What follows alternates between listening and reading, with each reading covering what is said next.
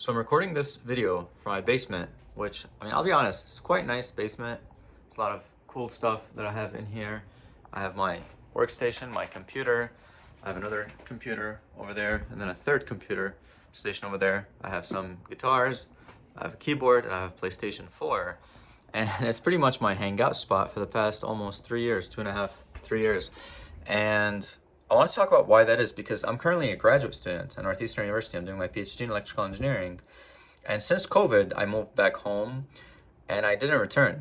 I will be returning sometime soon, but for the past 2.5 years, I decided to stay in this basement in upstate New York, basically in the middle of nowhere, and not be in a city. And many people, many of my friends always tell me, oh my God, dude, you're 25 years old. Why are you in a basement? You should be out in the real world and exploring things and meeting people. And yes, these things are very important, but equally important, if actually something more important, is something that most people never get to do, which I've been fortunate enough to be doing for the past 2.5 years, which is like enter a state of deep isolation and self-reflection. The past 2.5 years, because I've been pretty much by myself in this basement. I see my parents, I have some friends that I see from once in a while, but the reality is most of the time I am by myself here under the ground. And last year, or over the past year and a half, I read over 120 books, and I have literally like volumes of notebooks of just journals, like just thoughts on paper. And I've been just thinking very deeply. I even made a documenting like all the thoughts I'm having, all the decisions I made, why I made these decisions, because I basically had all the isolation and free time and lack of distractions. I also deleted all the apps on my phone. I turned off notifications. So it's really hard for people to reach me because my notifications are silenced. So I have to go grab my phone to see if someone messaged me or something.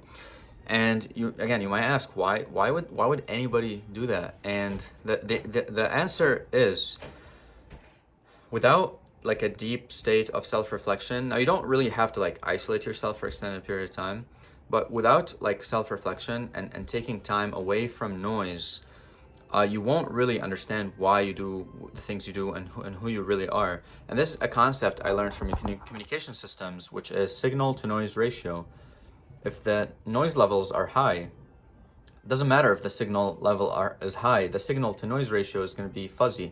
In other words, if you are in an environment where there's too much going on and you don't really have time to even catch your breath, let alone think deeply about what you do, what you're interested in, what kind of things get you ticking, you're gonna kind of sleepwalk through life and you won't really have the clear understanding of what is going on. So that kind of takes care of the most important aspect, which is kind of the mental clarity. Over the last 2.5 years, I've developed very sharp mental clarity of who I am, what I do, what am I interested in, what kind of things I want to achieve, what kind of things I don't want to achieve, what kind of things I'm interested in, what kind of things I'm not interested in. And prior to moving to this basement, when I was out in the real world, I didn't have the luxury to think about these things. I basically was just waking up, going to work, going to sleep, and then like moving on to the next thing, the next thing, the next thing.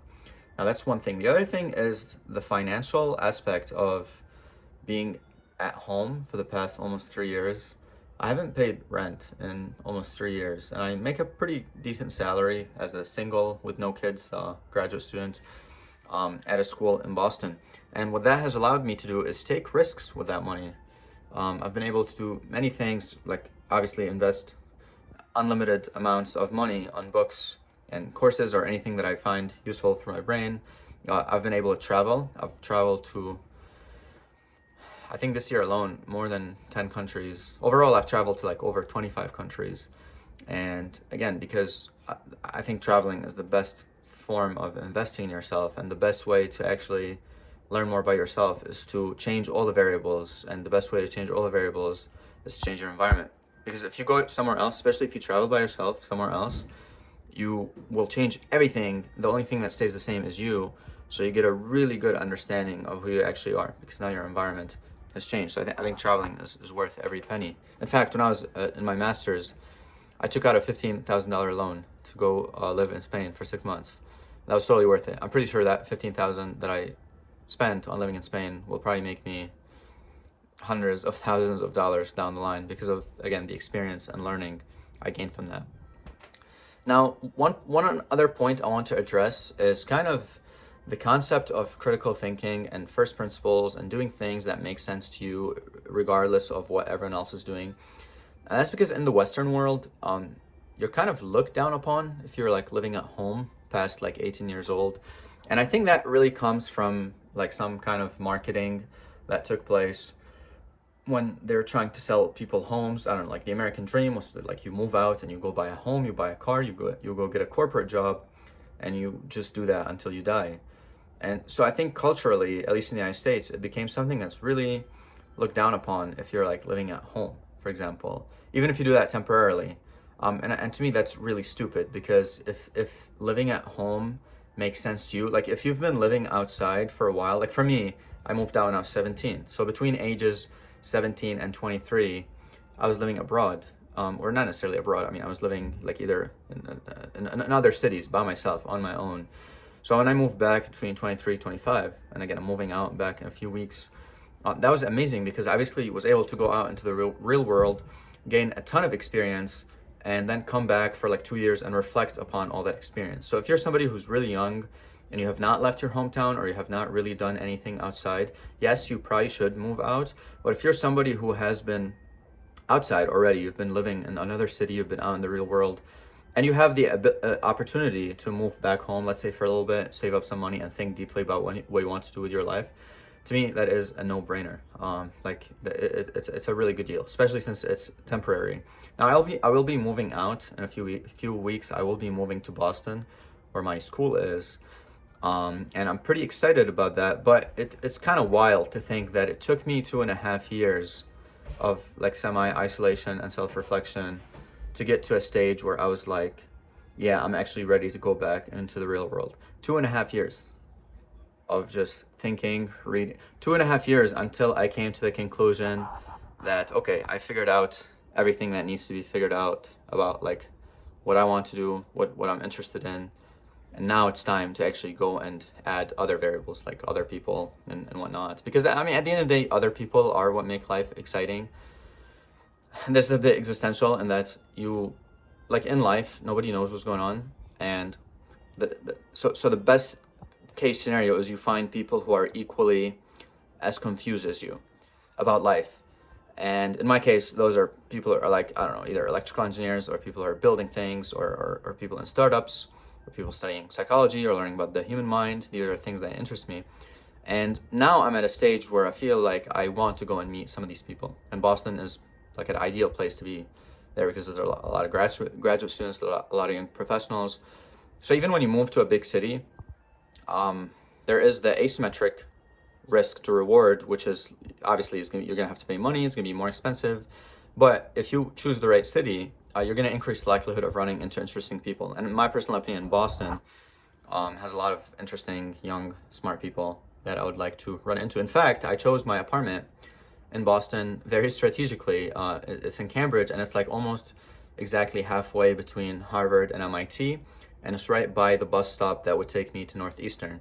So I'm kind of like in the middle of a triangle between three universities where there's a lot of smart and interesting people. So even just going for a walk or going to get ice cream or going to get food increases the odds of me running into somebody who's interesting and exciting. And again, it took me 2.5 years to reach that conclusion. So what I want you to gain from this video is, if you are still kind of starting out in your career, you have no idea what's going on, you don't know, you haven't learned enough, you have not experienced enough, yes, you should move out. You should probably go somewhere, ideally outside of your hometown, and go interface with people and just go kind of take messy, massive action and bash against too many walls and just get as much input as possible inside your brain.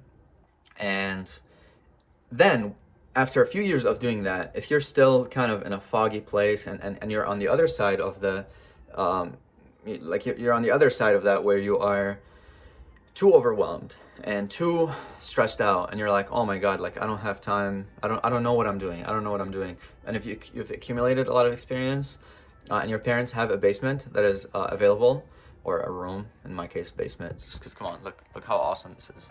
Look at 50 Cent, look at Napoleon Hill, Robert Smith, look at Richard Feynman, and you got a lot of amazing people in here that I get to look at every day. We got Ian Curtis, we got Jimi Hendrix, we got, I don't know, we got Cristiano Ronaldo. Oh my God, check this out. And this is, I probably will make a separate video. I'll probably make a separate video on why my desk looks like this. But yeah, that's for another topic. But yeah, if you're at a stage where you're really cluttered, you don't know what's going on, and you can save some money, I'd say move back, ideally to a basement, and isolate for a little bit, and read a lot of books, and write in a lot of notebooks. And writing does not have to be complicated. Like, this is literally what my notebook looks like. So it literally is just like a notebook and a pen, right? Like, it doesn't have to be complicated. Like, I know these days with social media, there's all these gurus about, oh my God, this is the type of thing you should, this is the journaling app you should use, or like, I mean, I've gone through, I'm almost done with my bachelor's, master's, and PhD in electrical engineering, and this is literally how I take notes, right? Like, I use the regular calendar, I use the regular to-do list. Like, it does not have to be anything fancy. So yeah, I don't want to make this video too long. If you're ever wondering why I shoot the video in this place, or what this place even is, this is my basement, which I've been in for quite some time, and I will be leaving soon.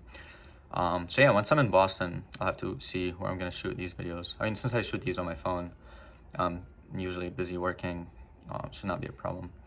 But yeah, hope you gained some value from that, and I'll see you in the next video. I'll get back to making more electrical engineering content. I just wanted to share this insight, and I wanted to document it such that 10 years from now I can look at this and understand why I did what I did, and hopefully you can learn from it as well. All right, peace, love.